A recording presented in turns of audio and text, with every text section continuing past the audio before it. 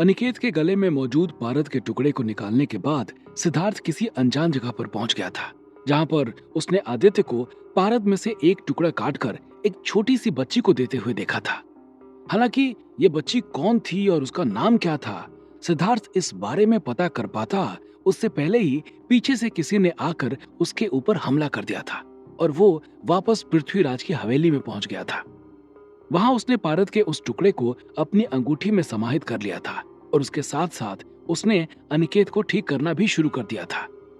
राजरक्षक को पारद का दूसरा टुकड़ा मिल चुका है। इस बात की जानकारी महान मां को भी मिल चुकी थी और वो राज्यरक्षक की बढ़ती शक्तियों से चिंतित हो चुकी थी। इधर पारद का टुकड़ा लेने के बाद सिद्धार्थ अपनी जादुई बारिश से अनिकेत को ठीक करने लगा था और उधर दिल्ली सिटी हॉस्पिटल में रिया माथुर डॉक्टर के सामने अवाक बैठी हुई थी। ये अब क्या कह रहे हैं डॉक्टर साहब? आखिर ये कैसे हो सकता है? रिया माथुर ने अपने सामने बैठे डॉक्टर भंसाली से सवाल किया। Doctor Bhansali Delhi city hospital के चीफ डॉक्टर थे, इसलिए रिया तक ये जानकारी पहुंचाने का काम डॉक्टर भंसाली को ही सौंपा गया था। हाँ रिया जी, मैं जो कह रहा हूं वो एकदम सही है। आपके दादाजी के शरीर में एक भी बीमारी नहीं है और ना ही उनके शरीर में किसी भी प्रकार की पुरानी बीमारी रह गई है। वो पूरी तरह से ठीक हो चुके हैं। आप उन्हें जब चाहे तब घर ले जा सकती हैं। डॉक्टर भंसाली ने अपनी बात पूरी करते हुए कहा। जगत प्रसाद माथुर के बार बार सिद्धार्थ के बारे में सवाल करने के बाद जब रिया माथुर बात करने के लिए अमन के साथ बाहर चली गई थी, तब उसे लोबो ये कहकर बुलाने आ गया था कि उन्हें डॉक्टर ने बुलाया है। लोबो के बुलाने के बाद रिया और अमन सिद्धार्थ के बारे में बात करना बंद करके डॉक्टर से मिलने चले गए थे। वहां जाने पर जब रिया माथुर ने डॉक्टर से इस बारे में सवाल किया कि उसके दादाजी की तबीयत अब कैसी है, तो डॉक्टर ने पूरी तरह से फिट बताकर उन्हें हैरानी में डाल दिया था। रिया माथुर को डॉक्टर की बात का यकीन ही नहीं हो रहा था और यकीन ना करने की एक वाजिब वजह भी थी कि जो जगत प्रसाद माथुर पिछले करीब 1 महीने से बेहोशी की स्थिति में पड़े हुए थे, उस जगत प्रसाद माथुर का अचानक से होश में आ जाना और फिर डॉक्टर के द्वारा उन्हें पूरी तरह फिट बता दिया जाना, ये रिया माथुर के लिए थोड़ा अजीब साउंड कर रहा था और रिया माथुर इस बात को पचा नहीं पा रही थी। लेकिन वो तो हार्ट अटैक आने की वजह से डीप कोमा में थे डॉक्टर भंसाली। फिर अचानक से आप ये क्यों कह रहे हैं कि उन्हें कोई समस्या नहीं है? क्या आपने उनका ठीक से चेकअप किया है? रिया माथुर अविश्वास भरी नजरों से डॉक्टर भंसाली को देखते हुए बोली। हाँ जी, जब मैंने भी पहले ये बात सुनी थी तो मुझे भी आपकी तरह यकीन नहीं हुआ था, लेकिन जब मैंने खुद आकर सारी रिपोर्ट देखी और फिर से सारे टेस्ट कराए तो मुझे जाकर यकीन हुआ कि जगत प्रसाद माथुर सच में पूरी तरह से ठीक हो चुके हैं। डॉक्टर भंसाली ने रिया माथुर को जवाब देते हुए कहा। डॉक्टर भंसाली की बात सुनकर रिया माथुर ने अपने बगल में बैठे अमन नायक की तरफ देखा तो पाया कि अमन भी अवाक सा बैठा हुआ था। क्या हुआ अमन? अमन को अवाक देखकर रिया माथुर ने उससे सवाल किया। अरे मैम, क्या बताऊं क्या हुआ? इतना बड़ा मेडिकल मिरेकल हुआ है कि मुझे यकीन नहीं हो रहा है कि ये सच है। अमन ने रिया को जवाब देते हुए कहा। यकीन तो डॉक्टर भंसाली को भी नहीं हो रहा था, लेकिन उन्हें मिरेकल पर नहीं, अपनी रिपोर्ट्स पर यकीन करना था। ठीक है डॉक्टर साहब, हम आते हैं। इतना कहकर रिया माथुर उठी और बाहर जाने लगी थी। अमन अभी भी बैठा डॉक्टर भंसाली का चेहरा देख रहा था। अमन को बैठा देखकर रिया माथुर ने उसे उठकर आने को कहा और उसके दोबारा से आवाज देने के बाद अमन वहां से उठकर उसके पीछे पीछे चला आया था। लेकिन रिया जगत प्रसाद माथुर के वार्ड में जाने की बजाय दूसरी तरफ मुड़ गई थी। कहाँ जा रही है मैम आप? माथुर साहब इस साइड में एडमिट है। रिया को दूसरी तरफ जाता देखकर अमन ने उसे आवाज देते हुए कहा। मुझे कुछ और काम है, आओ। इतना कहकर रिया आगे चली गई थी और अमन उसके पीछे चला गया था। रिया वहां से निकलकर हॉस्पिटल के बाहर बने गार्डन में पहुंच गई थी और वहीं पड़ी एक बेंच के ऊपर बैठ गई थी। रिया ने अपने सिर को आगे की तरफ झुका लिया था और अपने माथे पर अपने हाथों को फिराने लगी थी। ऐसा लग रहा था कि जैसे डॉक्टर भंसाली की बात सुनकर उसको सिर दर्द हो गया हो। क्या हुआ मैम? रिया माथुर को परेशान देखकर अमन नायक ने सवाल किया। अमन, तुम मानो या ना मानो, लेकिन कुछ तो गड़बड़ है। दादू का अचानक से होश में आना और फिर उनके शरीर में किसी भी बीमारी का ना मिलना और उसके बाद उनका बार बार सिद्धार्थ के बारे में सवाल करना, मुझे ये सब ठीक नहीं लग रहा है। रिया ने अमन को जवाब देते हुए कहा और उठकर इधर उधर टहलने लगी थी। इससे पहले जब रिया ने अपने दादा जगत प्रसाद माथुर के अचानक से होश में आने और उनके सिद्धार्थ के बारे में बार बार सवाल पूछने को लेकर शक जाहिर किया था, तो अमन नायक ने उसे टाल दिया था। लेकिन जिस तरह से परिस्थितियां अभी बदली थी, अब अमन को भी इस बात का शक हो गया था। वो भी रिया की बात से इत्तेफाक रखता हुआ नजर आ रहा था। इधर अमन और रिया आपस में जगत प्रसाद माथुर के बारे में बात कर रहे थे और उधर उनसे कुछ दूरी पर छुपी हुई दो आंखें उन्हें घूरे जा रही थी। उन आंखों में कुटिलता और खुशी दोनों का मिश्रण दिखाई दे रहा था। उन आंखों का जगत प्रसाद माथुर के होश में आने से कोई वास्ता था या नहीं, इसका खुलासा होना अभी बाकी था। सिद्धार्थ के द्वारा की गई जादुई बारिश ने अनिकेत की जल चुकी बॉडी को पहले जैसा नॉर्मल कर दिया था। अनिकेत को देखकर ऐसा लग ही नहीं रहा था कि उसके शरीर के ऊपर अभी अभी बिजली गिरी थी। रुक्मिणी आंखें फाड़े कभी सिद्धार्थ को तो कभी अनिकेत को दिखे जा रही थी। सिद्धार्थ को विश्वास तो था कि रुक्मिणी उसकी शक्तियों के बारे में किसी के सामने नहीं बोलेगी, लेकिन वो फिर भी डर रहा था।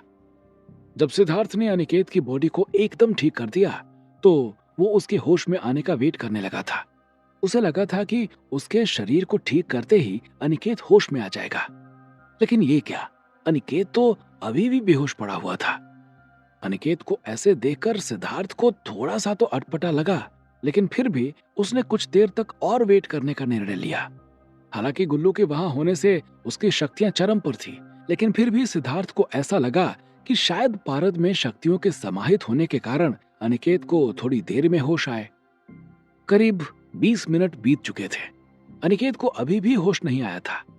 रुक्मिणी तो पहले से ही परेशान थी, लेकिन अब सिद्धार्थ भी धीरे धीरे परेशान होने लगा था। ऊपर से बाहर खड़े लोग बार बार सिद्धार्थ और रुक्मिणी को आवाज देकर अनिकेत का हालचाल पूछ रहे थे, जिसे रुक्मिणी टाल रही थी। पृथ्वीराज, जो अनिकेत के जलते हुए शरीर को देखकर बेहोश हुए थे, वो भी होश में आ गए थे और बार बार रुक्मिणी को दरवाजा खोलने के लिए कह रहे थे। चूंकि ना तो अभी अनिकेत को होश आया था और ऊपर से अनिकेत ने दरवाजे की सांकल को पिघलाकर आपस में चिपका दिया था, इसलिए रुक्मिणी के लिए दरवाजा खोलना असंभव था। क्या हुआ सिद्धार्थ? आपने तो कहा था कि यह अभी ठीक हो जाएगा, लेकिन इसे तो होश ही नहीं आया है। रुक्मिणी ने सिद्धार्थ की ओर देखते हुए कहा, हम करते हैं प्रबंध, आप चिंता ना करिए। इतना कहकर सिद्धार्थ अनिकेत की बॉडी के ऊपर झुक गया था और उसके बाद उसके मुंह को खोलकर अपने जादुई बारिश का पानी उसके मुंह के अंदर डालने लगा था। चूंकि अनिकेत का मुंह पूरी तरह से खुला नहीं था और आधा पानी इधर उधर गिर रहा था, इसलिए सिद्धार्थ ने करीब 20 मिनट तक जादुई बारिश कराई, लेकिन उसके बाद भी अनिकेत के शरीर पर कोई असर नहीं हुआ। अब सिद्धार्थ के होश पूरी तरह से उड़ चुके थे। अब उसे ऐसा लगने लगा था कि शायद बिजली का असर अनिकेत के ऊपर बहुत तगड़ा हो गया, इसलिए वो कोमा में चला गया है। यही सोचते हुए सिद्धार्थ ने जब रुक्मिणी की ओर देखा, तो उसने पाया कि रुक्मिणी उसे ठंडी निगाहों से देखे जा रही थी, मानो वो कहना चाह रही हो कि सिद्धार्थ प्लीज मेरे भाई को ठीक कर दो यार। सिद्धार्थ भी जल्द से जल्द अनिकेत को ठीक करना चाह रहा था, लेकिन उसे कोई रास्ता नहीं दिखाई दे रहा था। सिद्धार्थ अनिकेत के पास बैठा उसे ठीक करने के बारे में सोच ही रहा था कि तभी अचानक से उसे अपने बगल में किसी के होने का एहसास हुआ। उसने बगल में मुड़कर देखा तो पाया कि वहां पर गुल्लू आकर बैठा हुआ था। अब तुम्हें क्या हुआ? सिद्धार्थ ने गुल्लू की तरफ देखते हुए कहा, पहली बात तो मुझसे तमीज से बात किया करो, मैं यहां तुम्हारी मदद करने आया था। सिद्धार्थ की बात सुनकर गुल्लू गुस्सा होते हुए बोला, अरे यार गुल्लू, हमेशा मजाक के मूड में नहीं रहता मैं, प्लीज इस समय बहुत परेशान हूं, बोलो यार क्या कहना है।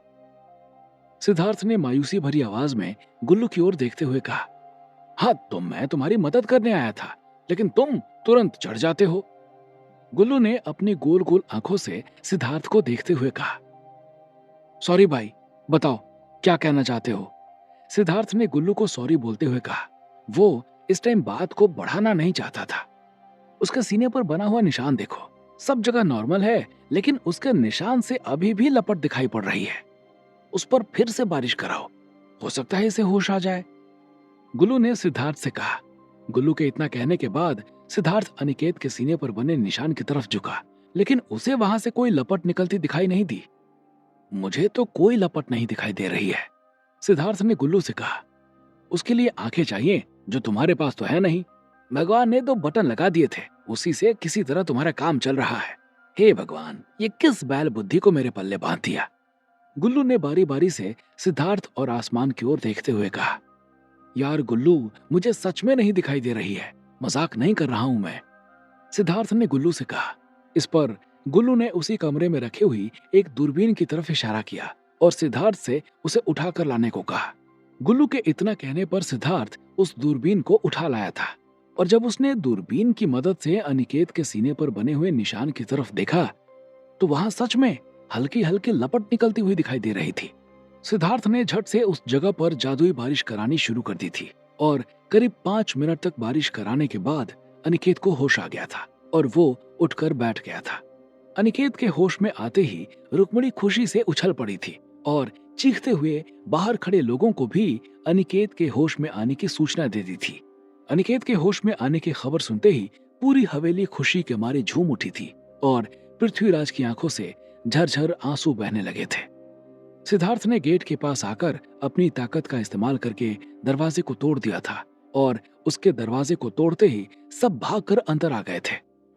पृथ्वीराज ने जब अपनी आंखों से अनिकेत को ठीक देखा तो वो अनिकेत के गले लगकर रोने लगे थे। बाप बेटे का मिलन देखकर सबकी आंखें नम हो गई थी। रुक्मिणी ने उठकर सिद्धार्थ को गले से लगा लिया था। Thank you Siddharth. रुक्मिणी बस इतना ही कह पाई थी और उसका गला भर आया था। सिद्धार्थ रुक्मिणी की पीठ पर अपना हाथ थपथपाकर उसे कंसोल कर रहा था। बाकी सारे लोग अनिकेत को घेरे खड़े हुए थे और उनसे कुछ दूरी पर बने एक छोटे से कमरे की खिड़की पर एक मोबाइल कैमरा चमक रहा था। उसने सिद्धार्थ के यहाँ आने के बाद अब तक की हुई सारी घटनाओं को रिकॉर्ड कर लिया था। रुक्मिणी ने भले ही सिद्धार्थ से ये वादा किया था कि वो उसके राज को बाहर नहीं आने देगी, लेकिन सिद्धार्थ का राज उस कैमरे के थ्रू बाहर आने वाला था। क्या होगा जब सिद्धार्थ की शक्तियों का राज आएगा बाहर? क्या इससे बढ़ेगी सिद्धार्थ और उसके परिवार वालों की मुसीबतें, या फिर सिद्धार्थ का होगा फायदा? और क्या है जगत प्रसाद माथुर के होश में आने के पीछे का असली सच? और कौन है वो आदमी जो छिपकर सुन रहा था रिया और अमन की बातें? क्या होंगे इन सभी सवालों के जवाब? हमें कमेंट करके जरूर बताएं और आगे की कहानी जानने के लिए सुनते रहिए भूमिपुत्र, सिर्फ पॉकेट एफएम पर।